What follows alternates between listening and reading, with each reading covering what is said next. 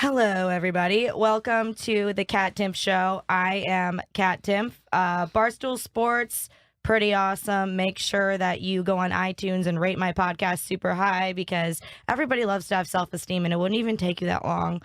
I also have a sponsor for this podcast, and I'm going to read it now because sponsors are very, very important to me, and I want to make sure that I wouldn't forget. Also, April is Stress Awareness Month, and, stress is a bummer. Here's a tip from my friends at Casper. A great night's sleep helps everyone deal with stress. Sleeping on Casper has helped me. Not to mention, they've taken all the hassle out of mattress shopping. It's a big bummer to shop for mattresses. Time magazine named it one of the best inventions of 2015. Their sheets and pillow are just as comfortable, and also the mattress ships for free in a surprisingly compact box. So it's not just easy to get in your bedroom, but incredibly easy. You can try it in your own home for 100 nights risk-free. And if you don't love it, they will pick it up and refund you everything. Reduce your stress with a great night's sleep. I love my Casper. Try yours for 100 nights in your own home with free shipping and returns. Go to Casper.com and use code CAT. That makes me feel so popular. For $50 towards the purchase of your mattress. That's Casper.com, code CAT. For $50 for the purchase of your mattress, Casper.com. Terms and conditions apply. All right, here we go.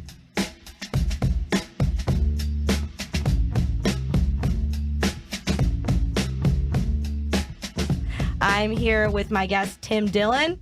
I almost just want to let you introduce yourself because your syntax is brilliant. You're a wonderful person. I know you through comedy.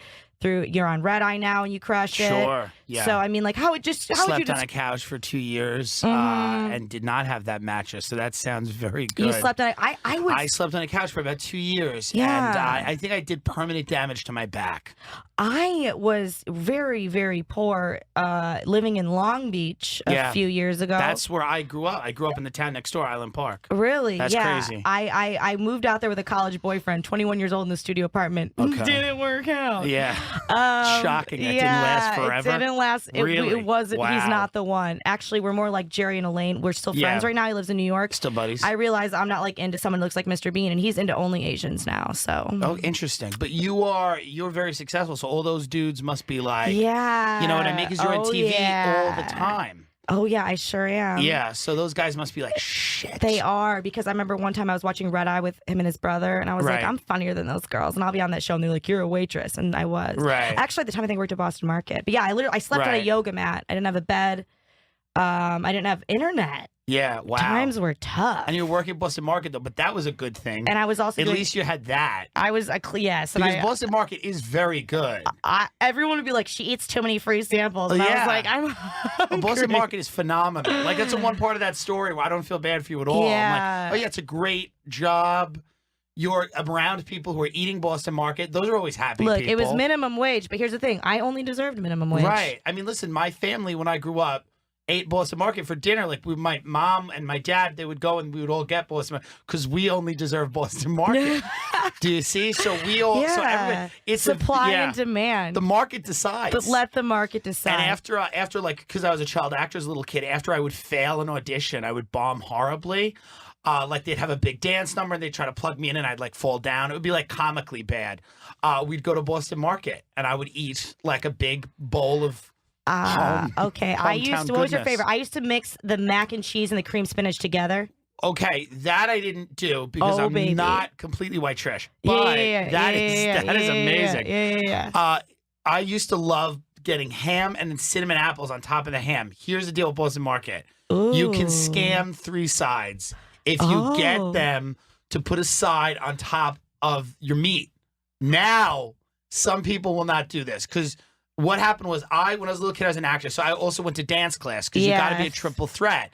And I was bad. I was like a little fat kid who couldn't dance. Yeah. And like all the dance teachers would be angry. They would be like, you're driving me to drink and everything. And they would just put me in like a costume, like he's the bugle boy or you know what I mean? And like it would be all these girls doing like a dance number. And then there's this fat, awkward kid like standing in the middle. Yeah. And afterwards we go to Boston Market. And but were you confident about it? Kind of. I was I was a good little actor. Like I would go and bullshit. You believed you were special. 100%. Yeah. But like I wasn't great at dancing. But after dance, we'd always go to Boston Market, and I would always be like, "Hey, I would tell the lady, I'd be like, listen, I want the cream spinach and the mac and cheese, or the baked beans and the mac and cheese. But can you do me a favor? Can you just throw the cinnamon apples on top of the ham? Like, I know. But you were this cute little fat kid. I was a sad little fat kid, not a cute little fat, kind of cute, kind of sad. But like one day the lady didn't do it, and I just started yelling at her. I was like, put it on the ham! Put it on the ham. And it was this Indian lady who they just hired. She didn't know what was happening.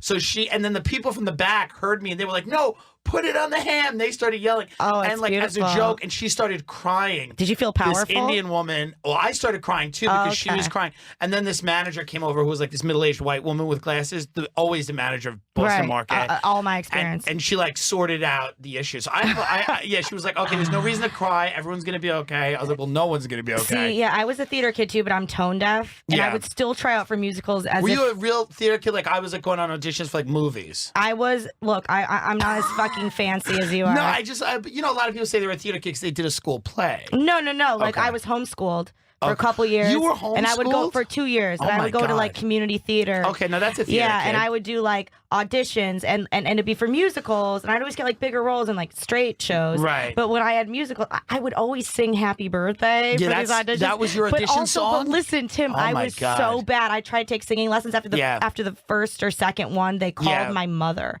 and they said, no. Right. I feel guilty accepting your money. We're gonna take your money. And I was like 10. Gonna give you the money back. But I still did it. And I wish I could harness that confidence now. I mean, I still have confidence, but man, that was just... But I think that's cool because that started you down on a road, and it started me down on a road of like, oh, I want to be like in front of the cameras, or I want to be like on stage, or I want to be a performer in some platform. Like there's some platforms going to be... Like for me, it wasn't dance. Like we figured that out. Like we figured out, oh... He's not going to be Barishnikov. Like, this is not going to be, he's not going to be a great dance, you know? But then I figured out, I like making people laugh. Yeah. So I went to dance class too, and we had, I was so bad. We had, like, the recital at the last day, and you invite your parents.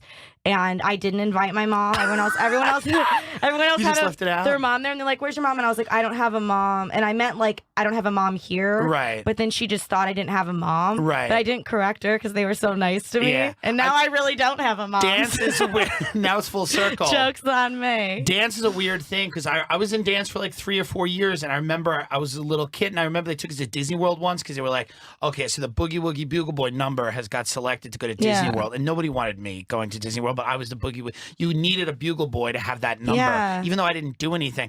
But like, it was so like they put us on this weird little stage in this part of Disney World where it was literally just tourists looking for bathrooms, and like you had to and it was just me, like this fat, sweaty little kid just flailing his arms around with like a stupid trumpet, and this was like that was a low point in my career. You know what? But you're doing well.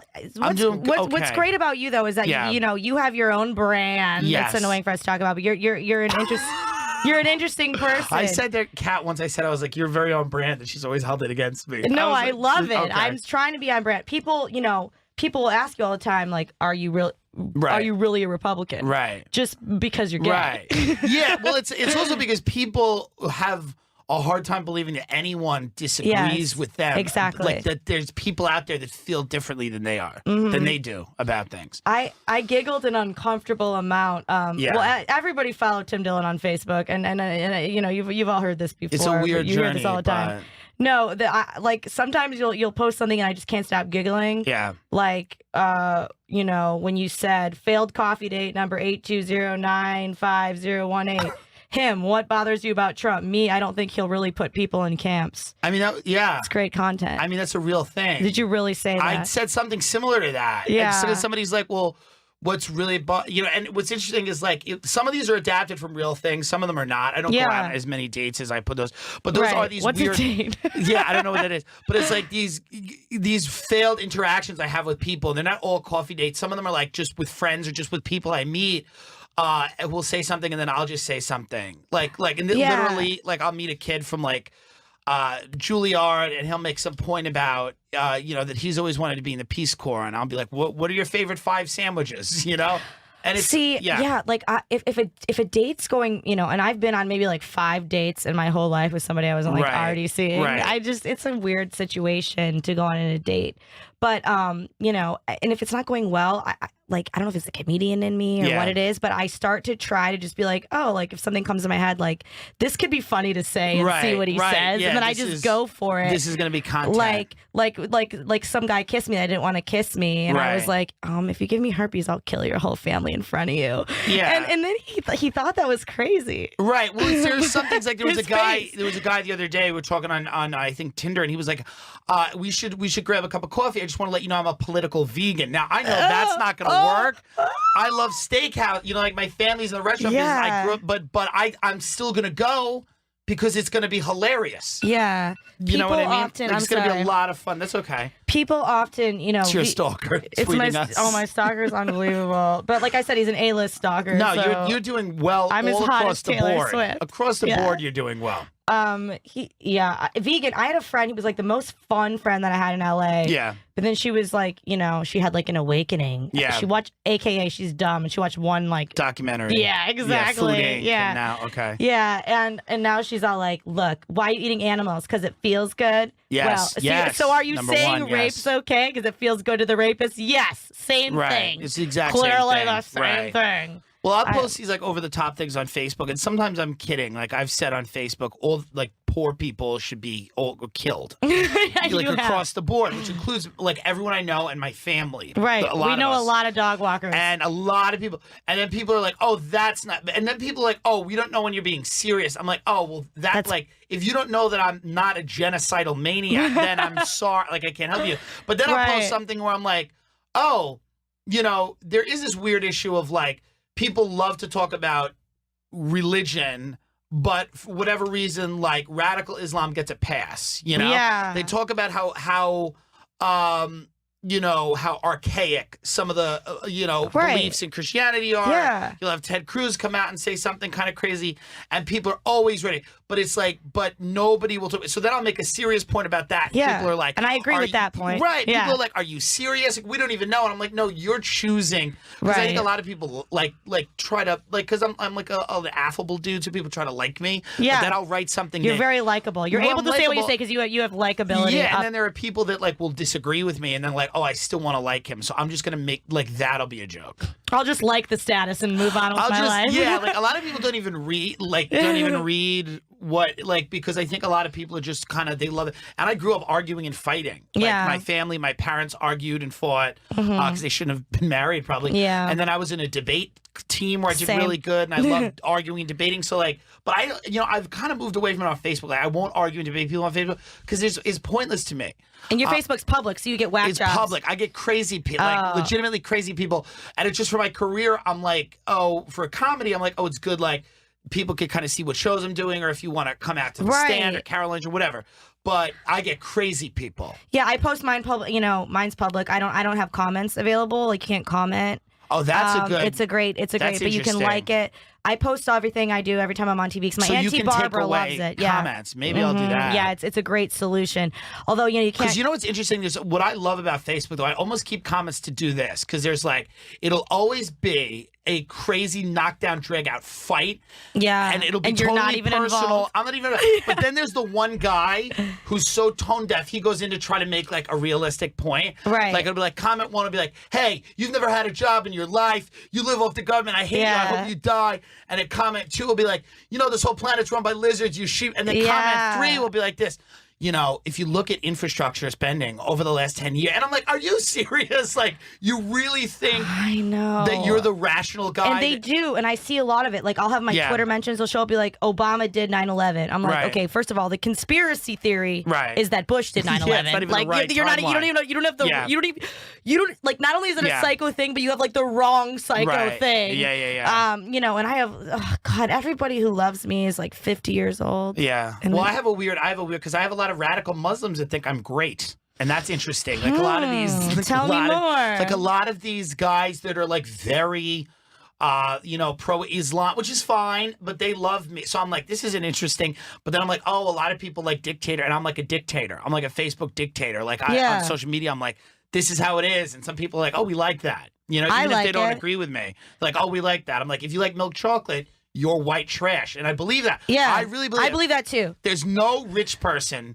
that likes milk Can I chocolate over high-five dark you? chocolate. Holy shit. But that's true. It's true. That's 100% true. Sorry, just like we talked about this Yeah, sheet and I will not birthday cake. budge. Sheet birthday cake It's gross. is low class gross. bullshit. Trash. And I will not eat It's it. very roller rink. Instead of You know what I mean? when Yeah. people offer me that, I don't just not accept. I'm Right. offended on a personal Of course, level. but I've Right. always loved rich people, and I love.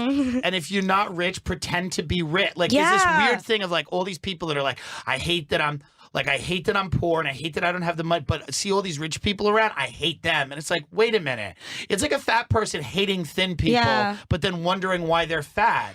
It's like, well, you hate all the people that are thin. Like, Right. you hate all the people that have figured out a way to not be fat. Right, exactly. And you know what? You know what's the worst though is people who are rich and they pretend to be poor. Well, that's all of Bushwick, Williamsburg. Brooklyn. And I used to live in Bushwick. And I talk about that on stage Yeah. all the time too. And they eventually, like, you beat them up a little bit and they laugh because they realize, oh, this is ridiculous. Yeah. Like, we are. There was this girl there that she was, always wearing ratty clothes. Right. Clearly, but you could tell, like, her glasses were like designer glasses. Right. And you can find iPhone 6S. She had a tattoo on her neck of a flower with an eye in the middle, and the eye was crying. Yeah. And how do you just not punch someone in the face? No, you do. And do you know how rich you have to be to have a neck tattoo and not worry about, like, employment? Like, I would never, like, I would always be worried that, like, oh my God, I don't no have one's any gonna hire I don't have me. any tattoos. Yeah. You don't have any tattoos? No, I Good. don't. I don't either. Yeah, people like when their parents die, they like get like dead mom tattoos. Well, I also or don't dead know, dad. like, my body is like one of those things where it's like I constantly don't know what's happening. So, like, I can't get a tattoo for the same reason that, like, a street artist doesn't paint on, like, a crumbling wall. Because I'm like, yeah. I don't know what this will look like. Now this is this is embarrassing. I wanted to get a John Lennon quote with a bird flying over it on my foot when I was in college. I went through a hippie phase, Right. and my mom said, "If you do that, I'll never speak to you again." That's the and greatest I thing thought she's she ever was an done for you. asshole. Yeah. And now, like, I wish she were not dead. I wish I Yeah. could bring her back for like 30 seconds to be like, "Thank you, mom." Yeah, I just can't commit to, like, anything. Right, anything. Anything on my body. Anything. You know? I mean, I can't commit to anything in general. Right. I mean, maybe career, but in my personal life, commitment is tough. Yeah. So I don't think I'll go the tattoo route. Yeah, I'll never go the tattoo route. I mean, oh man, it's like so you're from this area. I'm then. from Long Island. I grew up in Long Yeah. Island my whole life. I've always lived in New York. You which is describe yourself weird. as like trans class. Yeah, I do. Because I've always associated with rich people. I've always liked and appreciated them. And I think that it's a real thing. And I think that a lot of people are, there are people that, I have a lot of friends that are very happy blue collar guys. Yeah. They're very happy, Oh, like, yeah. watching the game and, like, Drinking they're, like, American they love, beer. like, painting their face with, like, oh, you're that team, I'm this team. And, like, and they're like, whatever. They go to, like, the pub and they're like, oh, we're Yeah. going to eat and it's whatever. But to me, I've always been like, oh, I like fine food. I like Michelin star Yeah. restaurants. I like, 5-star hotels. I like wealthy people. Yeah. I like their habits. I like the places that they go. I find art interesting and all of these things. That a lot of so I would say I'm trans class. Yeah, I think I love that. transcend my middle class upbringing. No, My dad was like a wine salesman. My mom was like a swim teacher. You know what I mean? She taught, like, kids how to swim. That job that all people get when they want to be rich. I would never want to teach kids to do anything. Yeah, but I love where I grew up and I love the people I grew up with because they're like, and those are the people I want at comedy shows, like people that are like just regular people. Right. Because I think that rich people aren't great comedy audiences. No, they're definitely not. They're not great. They're like, impress me. I have $1 billion. It's like a weird, and they're weirdly sensitive about everything. Because they're very guilty about whatever they do. That's true. That's a good point. So you can't make a joke about race, even though they have slaves. They'll be like, oh, well, Yeah. I treat my slaves very nicely. It's like, wait a minute. I think that a lot, that's why, like, a lot of rich people are, like, super pro-Bernie now. Right. Because they're like, I can't not be pro-Bernie. And, well, here's the Or whole else it's thing. Like, offensive. I go to the Big Hunt, which is a great show in D.C., and I was Yeah, headlining yeah. it. And I do well. I do really well, but it's a fight. And one of the reasons it's a fight is because you have all these really people, they have this hyper focus on politics their entire life. Right, yeah, I'll be there on Thursday, and it's like... Their entire life is politics.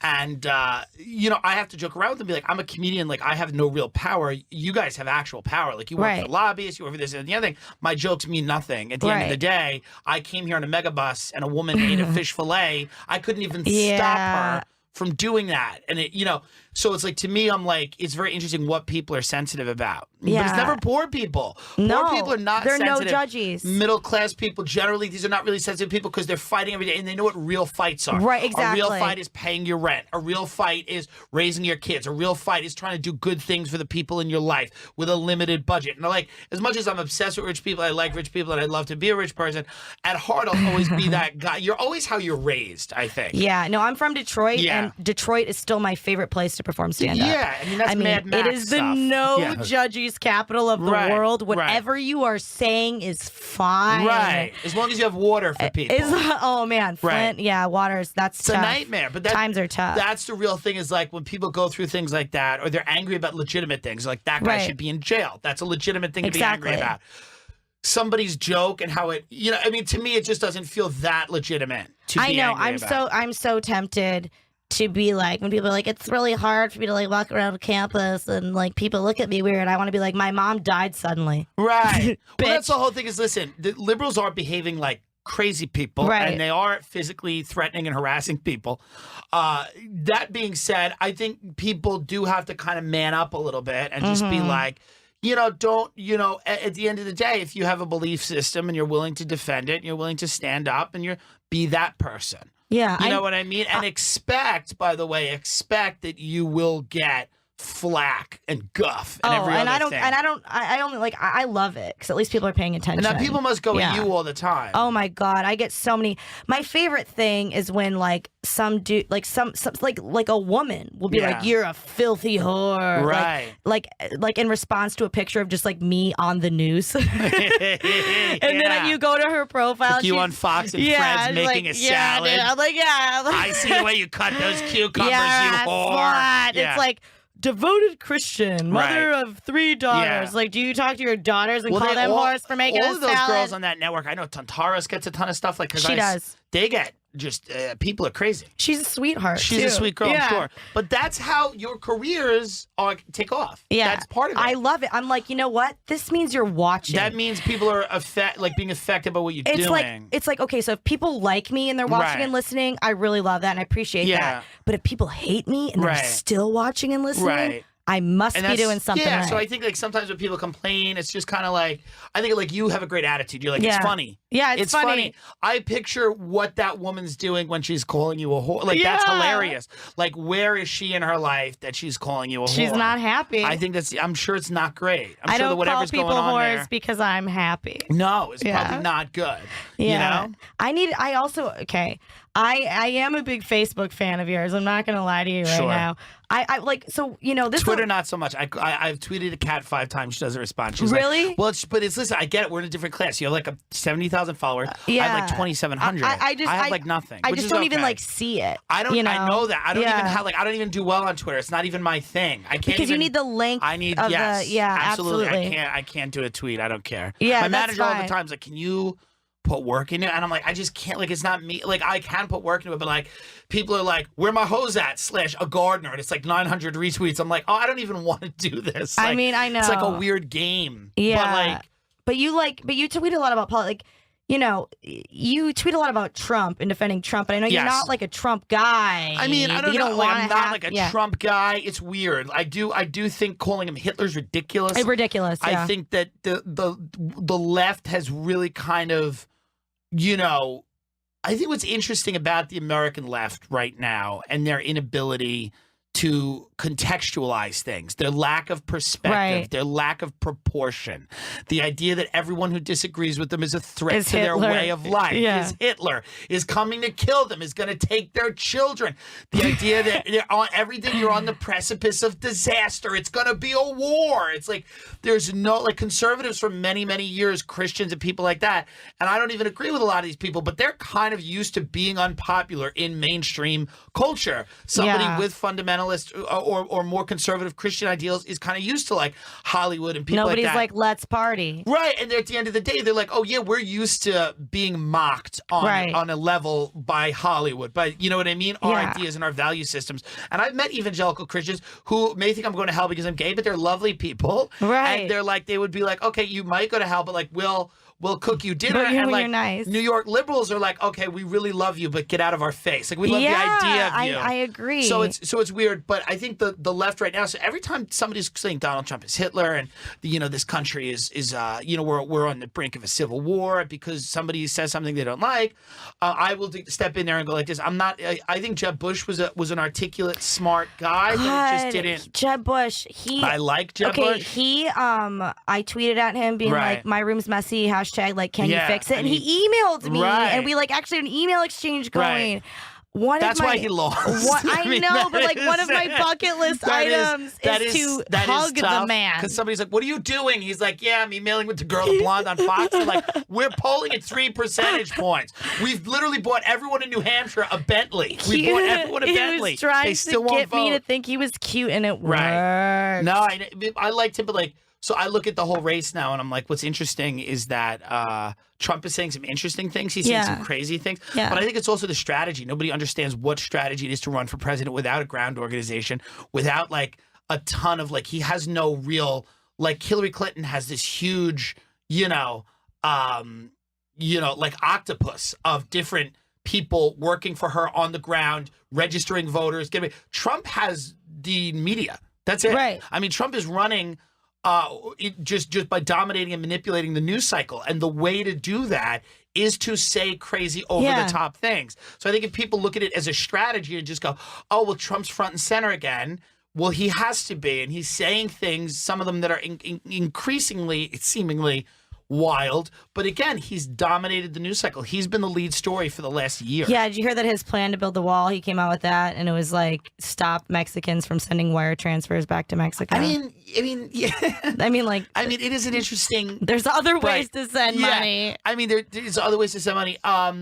How serious about this is he? Fun. We don't know. We don't know. Yeah. I mean, listen, Trump and Bernie Sanders, they're both really interesting. They're populists. They're interesting. And again, they could talk about renegotiating trade deals, and it's like, okay, well, then you go to buy an orange juice, and it's 3 times what it would cost. Like, people don't necessarily make the connection between, like, there's going to be a little sticker shock in the meantime. Like, it is going to be, the idea that all of these problems can be fixed by someone is just this total ignorance of economics and the way things work. So there's going to be trade-offs. Like Thomas Sowell, brilliant guy, great quote, there are no real solutions, there's only trade-offs. So again, if you renegotiate trade deals, you force companies to stay here, they're going to jack up prices. It's going to be more expensive. There's going to be retaliatory tariffs from China. There's all of this stuff is going to happen. Right, but the comedy community is just very unabashedly pro-Bernie because they're like, we smoke weed. Yeah, they're like, well, that's not even, it's like a weird, because these are people that don't own property. They aren't married. They're not raising kids. They're walking dogs. For the most part, they're not like, they don't have skin in the game. And I respect the hell out of that, and I get it, because they're struggling to try to do what they want. And I've been there. Some of them are really, really funny and brilliant people. Some of them are crazy. They're just crazy, and they're like, my mommy told me to always believe in myself. And some of them are just rich kids that are like, I'm really guilty that I grew up in this really beautiful home, and now I'm in Brooklyn, and I just want to show all the people that have gone through stuff that I get it. What do you think about comics? There's obviously several, bajillion of them, who just go on stage and they just bomb every time. Yeah. But they do it every night. There are 2 groups of people that I would, because there are people that then figure out whatever their thing is and get better, and that's a small group. But every now and then they figure out what their thing is, And then I think there are a lot of people that just don't know, as crazy as it is, they don't know they're bombing. They don't know what's happening, and those are the happiest people. I was just gonna say, and I am so jealous of these motherfuckers. I watched a guy the other night have a totally weak set, and it was just kind of huh? And he walked up to stage and he's like, it's killer out there, go get him. And he slapped me on the back, and I just said to one of my friends, I'm like, no, we'll never be as happy as that guy. No matter what happened, we could win an Academy Award. Exactly. You'll never be as happy as that guy. I want that delusional self-esteem. Yeah. I really do. I mean, and I think because people learn these weird lessons from comedy. They're like, Louis C.K., it took him 20 years. Oh, and it's well, one dude. But it's not even that. He was making a living, and he early on, he was doing things early on. And I'm not saying that you have to figure it out immediately. It could take a long time. But yeah, I know dudes 10 years that are doing the same set. I'm in it 6 years, but these are people when I got in were already in 4 years. Yeah. And they're doing the same stuff, and it's still not working. They're not even trying new things. And it's just they get up there and recite their speech over and over again. Yeah, a lot of them are just doing what other people around them are doing. Tinder. You ever heard a Tinder joke? Yeah. So I was in my bodega, and it was like, am I racist? It's like, I don't know. Can you go home back to where you live, please, and live a productive life and go work? And it's like, not to say Can you work for the town water treatment plant or whatever the fuck you would have been doing? Trade schools get a bad rap. Right. But we need that shit. We need them because these people, a lot of them would have been, and then you meet intellectuals who are like bloggers, who are writers that are like kind of like, oh, I like the idea of being a comedian. Like, so I don't know. There's like all kinds of people. Like, to me, like, I got into comedy because I was like, oh, I love making people laugh. And I have this weird, like, I'm just a weird person. Like, I'm just not a person that doesn't line up with like so I think it's funny. Like, I think it's kind of funny to be a gay person who kind of looks and sounds like me and thinks like me, because I don't think there's a ton of us out there. No. And I think that was kind of funny. And I've met some really brilliantly funny people. I've met some and there's a lot of crazy people, but I think that we feed off the crazy. Like, it is funny to just watch crazy people go up at open mics, and like, there are just like, there was this one guy who would go up at a mic and just go off on these Jewish conspiracy theories. Like, I didn't know, he'd be like, the Jews.